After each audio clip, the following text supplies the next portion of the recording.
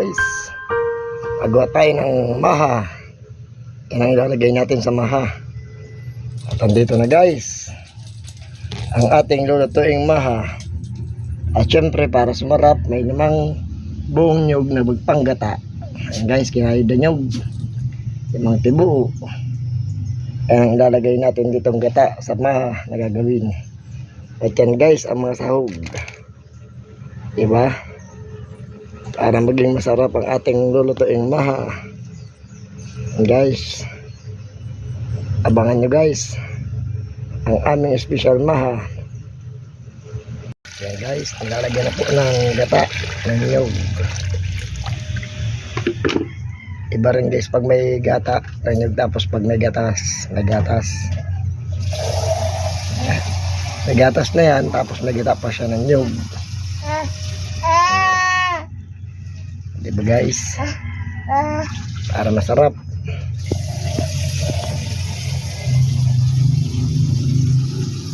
May gatas na, may gata pa. Very special na maha. And guys, okay na ba? May gata, ang dami ng gata guys yan.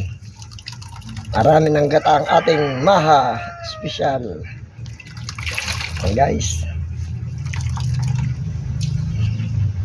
1 hour later. and guys, malapit na maluto ang aming special maha.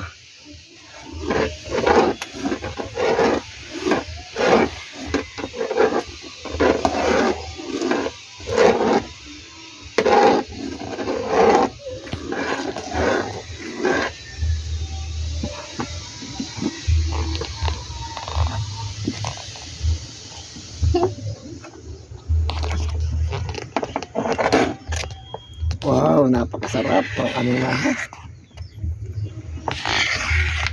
And guys, naluluto na ang aming special maha.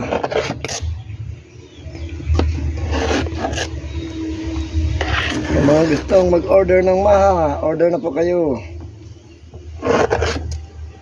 Mag-comment lang po kayo sa aming YouTube channel. Yung mga gusto dyan mag-order ng maha.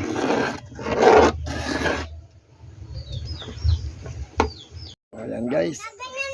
Ayan guys ang pangbudbud namin sa maha. Sa maha special. O ayan guys ang pangbudbud. Sarap yan guys. Pangbudbud sa maha. Ayan guys, niluto ko pa guys.